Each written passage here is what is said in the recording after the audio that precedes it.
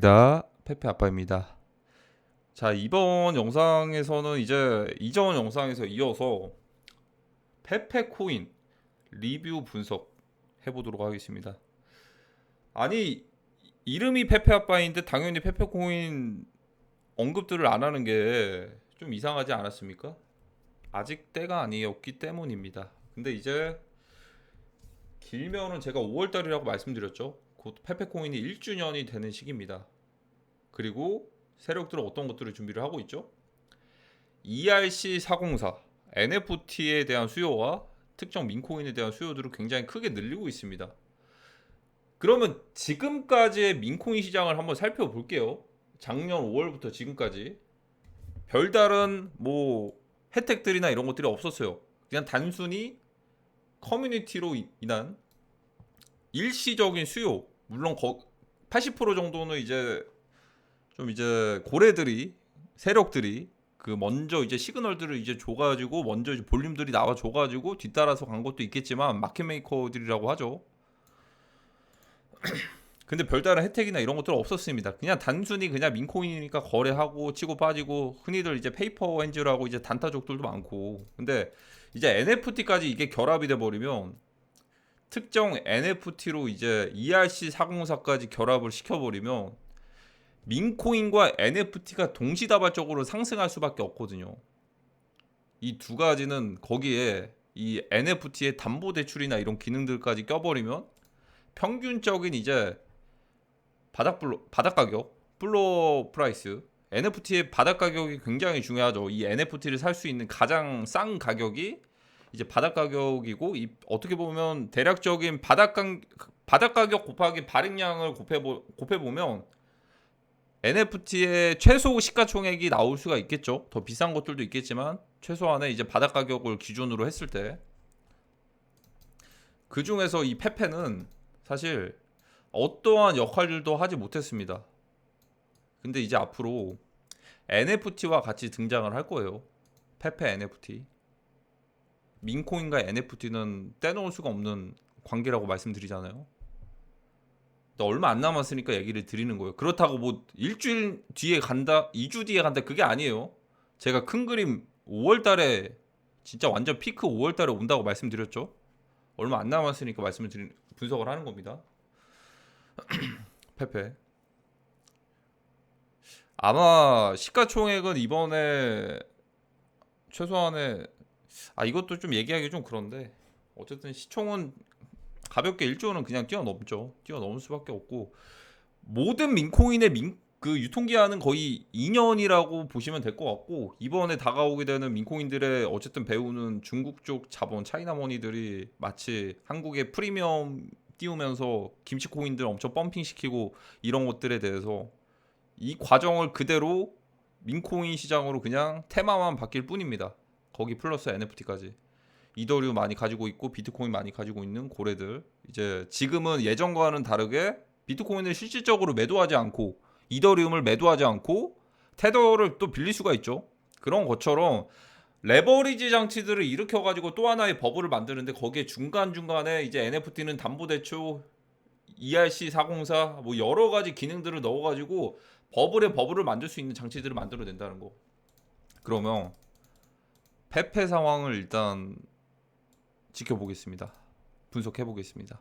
일단은 코인베이스, 업비트를 제외하고는 다 상장이 됐어요. 그리고 제가 올해는 어떤 거래소로 밀어준다고 얘기를 드렸죠? 빗썸 거래소. 빗썸에 기본적으로 플로키와 페페가 상장이 되어 있습니다. 누구보다도 트렌드를 가장 빠르게 앞서 나가는 거래소가 되겠죠. 한국에서는 물론 코인원도 상장은 되어 있긴 한데, 업비트와 빗썸 이 두 거래소만 거의 많이 쓰니까, 이 두 거래소를 두고서 업비트의 지분들이 빗썸으로 가지 않는 이상 코인원으로 갈 일은 거의 없을 수가 있어요. 그리고 지금 관련 상장, 그런 막 브로커 관련해서 그런 것들도 재판을 받고 있기도 하고. 그러면 이제 거의 보통의, 좀 놀랐던 게 봉크 코인이 코인베이스에 상장이 됐어요. 거의 고점 부근에 봉크 같은 것들을 상장을 시켜줄 정도면, 제가 거기에서 관련을 좀 이제 깊게 생각을 한 게 뭐냐면, 미국계 코인이다 확실히. FTX랑 관련이 있으니까 코인베이스까지 뚫어줬구나. 그런데 페페 코인은 중국 계열이니까 코인베이스까지 상장이 안 됐거든요. 중국 계열이니까. 그러다 보니까 오디너스 같은 중국에서 먼저 밀고 가는 BRC20 같은 경우에도 상장이 안 됐어요. 물론 저는 암묵적으로 그들이 다 같이 이제 사실 겉으로는 경쟁하는 척 하지만 대립 관계를 가지는 척 하지만 그냥 선의의 경쟁이고 어쨌든 공생 관계라고 생각을 하거든요. 어떻게 보면 한 거래소가 날아가지 않는 이상 이제 반대 포지션을 취한다면 날아가 버리는 상황인데 그런 상황까지는 원치 않고 그냥 어쨌든 암묵적으로 그냥 자본들도 많고 뒤에 이제 뒷배들도 많고 튼튼하니까 굳이 막 그렇게 엄청 서로 막 공격하고 그럴 거라고는 생각을 안 해요. 근데 좀 아이러니한 건 페페코인이 코인베이스까지 상장을 안 했다라는 건데 거기에 대해서 조금 더 기대치를 높이는 거죠. 더 큰 가격들에 대해서 바닥 구간에서 얼마나 크게 매집들을 하려고 이렇게 상장을 안 시켜준 건가. 아마 피크를 아마 미국 쪽인 코인베이스에서 피크를 찍을 거라고 저는 생각을 합니다. 피크는 코인베이스에서 찍을 거고 아마 그때 코인베이스 상장하는 그 구간에 아마 페페코인의 시가총액은 이미 2조에서 3조는 거뜬하게 좀 넘어갈 거라고 저는 생각을 해요. 메인이 되는 미국 쪽에서 가장 주목을 받을 만한 그런 상황이 뭐냐면 올해는 트럼프 대통령, 바이든 대통령, 뭐 다른 이제 후보자들도 있는데 거의 두 대통령이나 아니면 민주당 쪽에서 새로운 또 이제 인물들이나 이렇게 해가지고 경쟁들을 할 건데 그냥 유력합니다. 트럼프 최근에 뭐 민코인들도 굉장히 많이 올랐었죠. 트럼프가 저는 올해는 당선될 거라고 생각을 해요. 2020년도에는 뭐 부정선거 의혹을 제기를 하면서 좀 미뤄지다가 결국에는 다시 지금까지 왔는데 대통령 이제 재선 기간까지 임기가 이제 끝나고 이제 다시 한번 이제 투표를 할 텐데 뭐 중간에 뭐 인위적인 변수들을 다 제외를 하고 트럼프 대통령이 당선이 될 거라고 저는 생각을 해요. 근데 트럼프와 관련된 게 바로 페페입니다. 페페 밈. 트럼프와 관련된. 특히나 이제 대선을 할 때 트럼프 대통령 이제 대선을 할 때 굉장히 이제 트럼프를 이제 우호적인 입장에서 지지를 해주는 사람들이 이런 좀 이제 페페와 관련된 밈들을 굉장히 많이 썼습니다. 레딧도 많이 쓰고 그리고 이후에 트럼프 관련된 트위터 같은 비슷한 플랫폼이 있어요. 트럼프 월드인가 그 SNS 플랫폼이 있거든요. 그때 어쨌든 트위터에서 트럼프가 계정이 정지를 당해가지고 새로 만든 거예요. 근데 일론 머스크가 트위터 X를 지금의 X죠. X를 인수하고 나서 정지를 풀어줬죠. 그러다 보니까 거기가 또 유입량이 다시 트위터로 옮겨졌는데 이전에 가장 많은 점유율을 띄었던 밈 중에 하나가 바로 페페 트럼프입니다. 이건 민코인이랑 관련이 없는 거고 그냥 트럼프 당선 이제 대선할 때 페페 밈들이 굉장히 많이 쓰였다는 겁니다.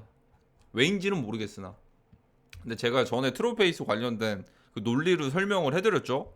뽀첸이라는 한국으로 따지면 어떻게 보면 DC 인사이드와 같은 비슷한 여러 가지 카테고리의 이제 익명성, 이 커뮤니티형 그 미국판 DC 인사이드 거기에서 파생됐던 밈들이 먼저 주도적으로 갔고 그 중에 페페 그리고 뭐 우작 같은 것들이 있었고 그 전에 말씀드리는 거예요. 전에 작년 5월달에 트롤 베이스도 있고 이런 식으로 해서 말씀을 드린 것 같습니다. 근데 여기에서 이 페페가 근본이고 대장이죠. 페페가 근본이고 대장인데 정말 아이러니한 게 뭐냐면 중국 계열로 저는 생각을 하거든요. 근데 이 페페 밈을 가장 많이 쓰는 게 미국이란 말이죠. 그러니까 그게 좀 아이러니해요. 아이러니합니다. 어떻게 보면 그냥 두 미국 중국 할 것 없이 세력들이 어쨌든 암묵적으로 그냥 합의하에 코인베이스까지 좀 넉넉히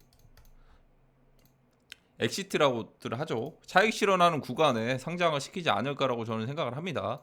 물론 지금도 풍부한 유동성이나 이런 것들을 받쳐줍니다. OKX도 상장이 되어 있고 바이낸스에도 상장이 되어 있는데 가장 중요한 건 이제 미국인들의 심리를 이제 다시 한번 이제 키워놔야죠. 아마 게임스탑 2021년 게임스탑 밈 주식으로 먼저 시작을 했던 유동성 밈에 관련된 유동성 자산 시장에 대한 변화들이 주식 시장에서 먼저 일어났다면 2021년에는 2024년에는 코인 시장에서 특히나 미국 쪽에서는 아마 페페코인이 가장 먼저 빠르게 움직이지 않을까. 특히나 대선 관련된 트럼프와 관련된 트럼프 관련 이제 세력들은 정말 파워가 엄청납니다. 한국에서도 많을 정도로 미국에서는 정말 엄청나요.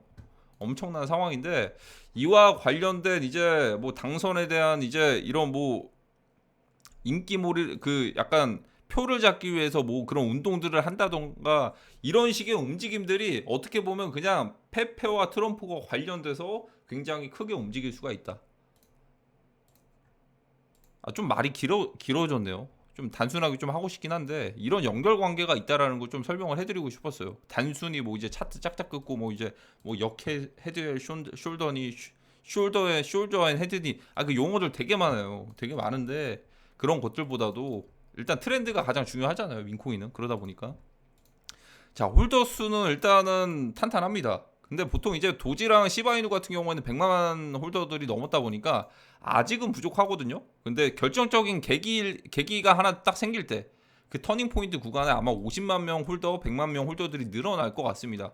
거기에서 이제 트럼프 대선 관련된 그 연결고리가 있다고 말씀드렸잖아요. 그때 아마 로빈후드까지 상장을 할지 모르겠어요. 과거에 이제 도지코인은 그런 운동처럼 똑같이 시작을 할지 모르겠는데 아마 비슷한 움직임과 메타들은 사실 세력들이 어떤 식으로 이끌어 나가고 만드냐에 따라서 다르다 보니까 그냥 그런 것들까지 깊이 생각할 필요는 없을 것 같아요. 그냥 트럼프 대선과 밀접한 관계가 있다. 근데 아직은 매집의 매집 단계가 될 수도 있다라는 겁니다. 그럼 가격들은 어떻게 갈 수가 있을까? 당연히 정고점은 넘을 수가 있겠죠. 정고점은 아주 가볍게 바이낸스 정고점은 당연히 넘죠. 당연히. 근데 이 시점이 이 기간이 좀 걸릴 수가 있다라는 거예요.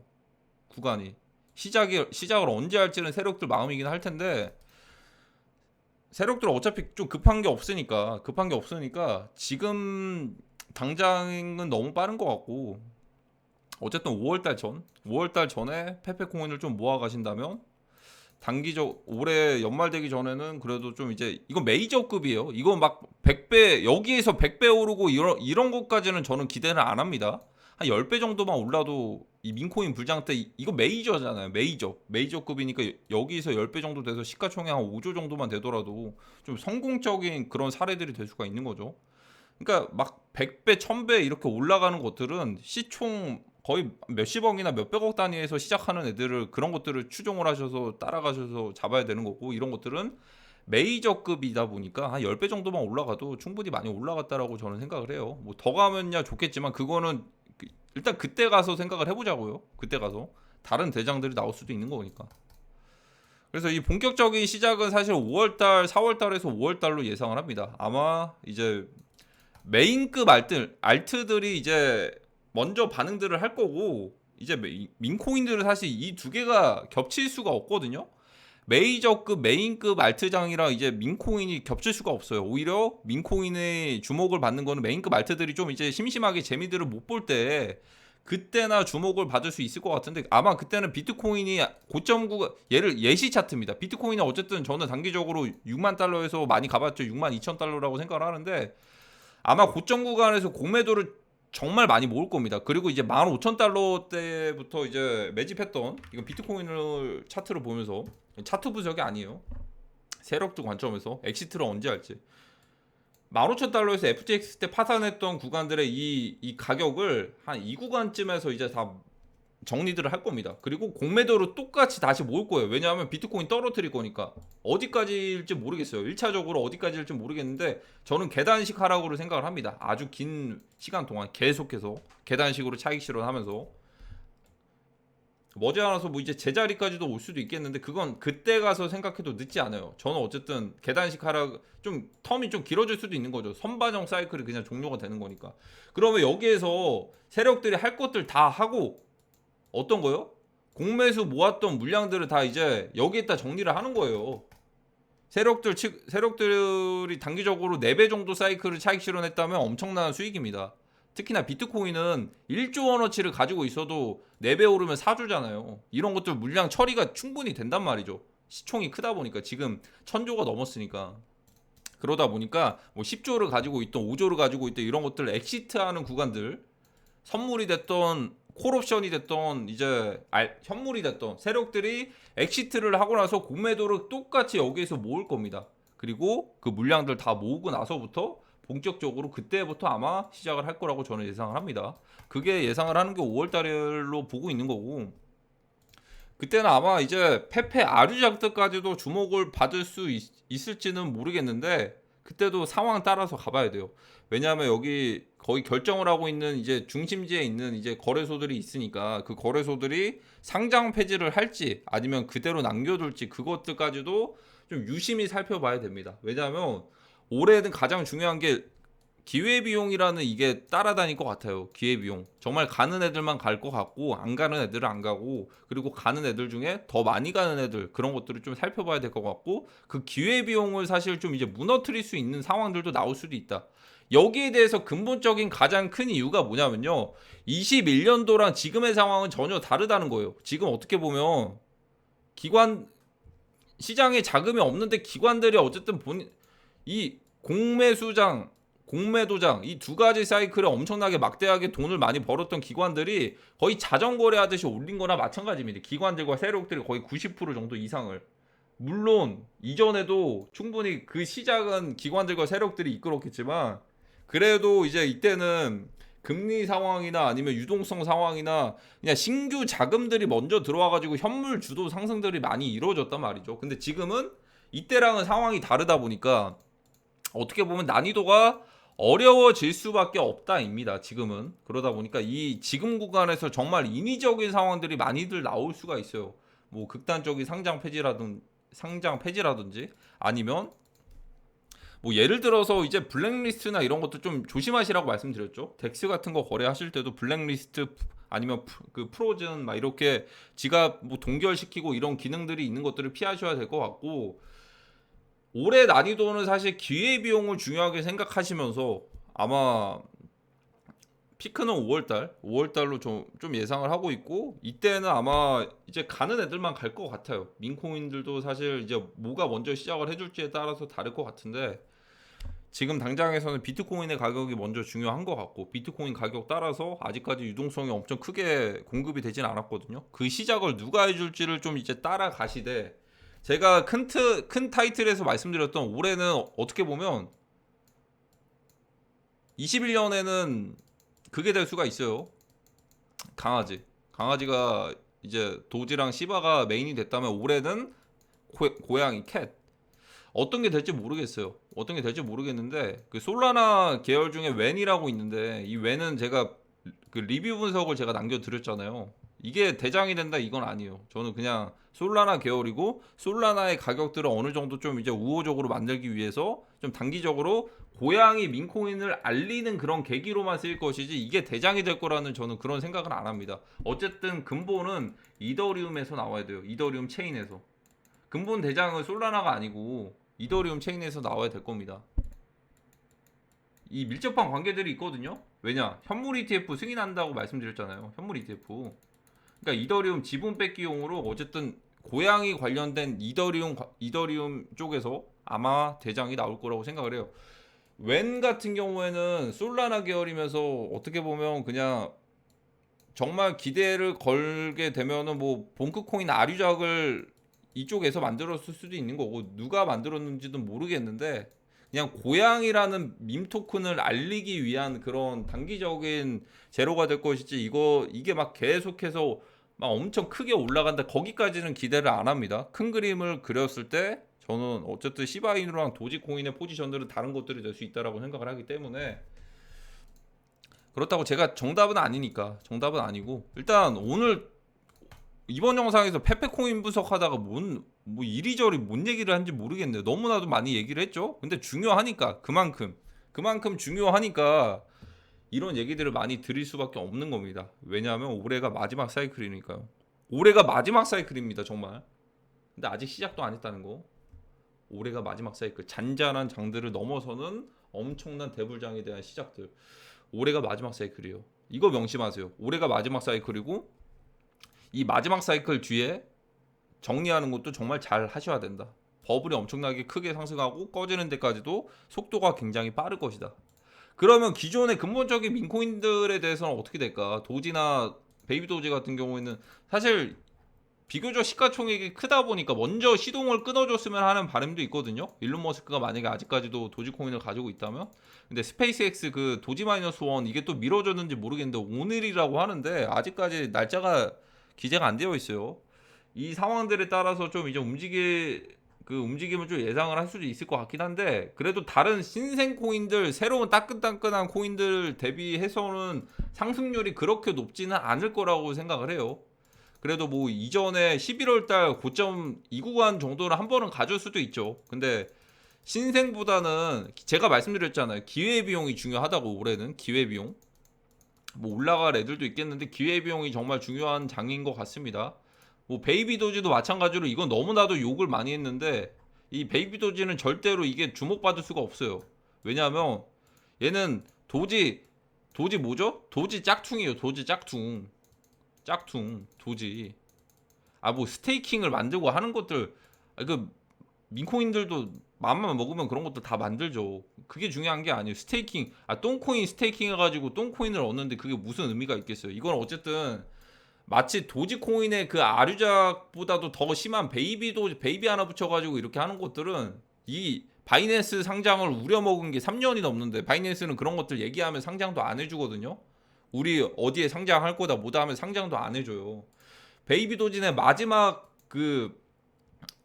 이제 피크였던 게 아마 스테이킹 도입하고 이때가 마지막 피크였던 게 아닌가. 그 코인 시장에서 엄청 관심들 없을 때, 엄청 이제 거래소들 이제 스테이킹이나 이런 것들 물량들 풀리기 전에 아마 신규 저점을 오히려 지금 단기적인 민코인 불장들이 있을 때 주목을 받으면야 좋겠지만 아마 신저점을 뚫을 수도 있습니다. 그냥 이건 쳐다도 안 보시는 게 좋아요. 그리고 특히나 가장 중요한 게 한국인 홀더들이 많다는 거. 제가 이걸 좀 자료들을 해가지고 좀 한번 설명드리고 싶긴 한데 이거 너무 오지랖 같아가지고 그냥 패스를 하려고 하거든요. 그냥 넘기려고 하거든요. 그냥 뭐냐면 급격하게 갑자기 베이비 도지 코인 이거 채널들 만들어져가지고 이거 스테이킹하고 이거 사는 법 이렇게 해가지고 만들어진 채널들이 있어요. 저는 예전부터 계속 모니터링 하면서 봐왔거든요. 그러니까 이런 것들이 개입이 되어 있다는 거 사실 긍정적으로 보이지 않습니다. 저는 개인 생각인데, 그만큼 한국에 좋은 기회들을 굳이 왜 주겠어요. 그런 거 이 채널까지 만들어 가지고 제가 페페코인 그건데 페페코인만 다루나요? 전반적인 코인 시장에 전체적인 사이클이나 인사이트를 좀 제공을 해드리면서 전체를 다루잖아요. 전체를 제가 맨날 페페코인 이렇게 하진 않잖아요. 그렇죠? 근데 저는 일단은 올해 트럼프 대선인 것까지 감안해가지고 페페 아빠로 이름을 지은 거고. 근데 베이비 도지 같은 경우에는 사실 미래가 어둡죠. 저는 뭐 이게 기회비용 말씀드렸잖아요. 기회비용. 뭐 다른 애들 막 10배씩 갈 때 얘는 그나마 한 50% 가도 잘 간 거다. 그럼 뭐 올라간다면 다행인 건데, 결국에는 바이낸스 상장 이런 것들만 우려먹은 게 리플이랑 똑같아요. 리플이랑 패턴이 똑같아요. IPO 상장한다 뭐다 거의 유사 다단계. 그 밑에 그냥 그 아류작 그 민코인이나 마찬가지다. 그리고 바이낸스는 무엇보다도 베이비 관련 뭐 땡땡 이 짝퉁 코인들을 상장을 안 해줘요. 기존에 근본이 있으면 바이낸스가 미쳤다고 그런 것들 그 짝퉁들을 상장을 시켜주지 않습니다. 그런 것들 상장 안 해줘도 다른 것들 이제 바이낸스 매출들 잡아줄 것들이 많기 때문에 굳이 그렇게 리스크를 걸지 않습니다. 근데 다른 밑에 티어 거래소들은 그런 것들 신경 안 쓸 수는 있는데, 베이비 도지는 특히나 저는 좀 물어보시는 분들이 많아가지고 전 모르겠어요. 저는 이거 작년부터도 얘기 드렸거든요. 그래서 뭐 올랐습니까? 올랐어요? 베이비 도지? 이 고점 회복 못하잖아요. 몇 개월 동안 이거 스테이킹 해가지고 똥코인 스테이킹해서 똥코인 얻으면 뭐예요? 똥 플러스 똥은 뭐죠? 똥 플러스 똥은 똥이죠. 맞잖아요. 똥 플러스 똥은 똥이다. 그러니까 똥코인 스테이킹 해가지고 똥코인 보상 받으면 결국엔 똥이다. 제 개인적인 생각이에요. 또 이제 댓글도 몰려와가지고 막 베이비 도지 그건 아닌데, 그냥 제 채널이 이렇다 보니까 한쪽만 편향돼서 그런 게 아니고 전체적인 시야를 제공을 하는 거니까 너무 좀 이제 나쁘게 보지 마시고, 그게 싫으시면 그냥 이런 채널들이 있어요. 베이비 도지 소식이 있습니다. 베이비 도지 땡땡땡 베이비 도지 오늘의 또 이제 뭐 기술들을 업데이트했습니다. 그냥 베이비 도지 얘기들만 계속 하는 거예요. 이게 될까요? 전 좋은 사례들을 한 번도 못 봤는데, 제가 2017년부터 봤는데 이 한 코인의 채널들만 해가지고 잘 됐던 사례들을 본 적이 없거든요. 물론 뭐 이제 장이 좋아가지고 뭐 한 번 정도는 그런 것들도 있긴 하겠지만, 시기를 좀 잘못 태어났다. 베이비 도지가 차라리 지금 시기에 태어났거나 아니면 작년에 태어났던 코인이라면 모르겠는데 이미 시간을 너무나도 많이 지났다. 베이비 도지 까는 것만 거의 한 5분을 차지한 것 같습니다. 너무 할 말이 많았는데 그 유튜브 채널들까지 해가지고 좀 소개를 하고 싶은데, 그건 좀 솔직히 시간 낭비인 것 같아서 그냥 그런 식으로 흐름들이 있다.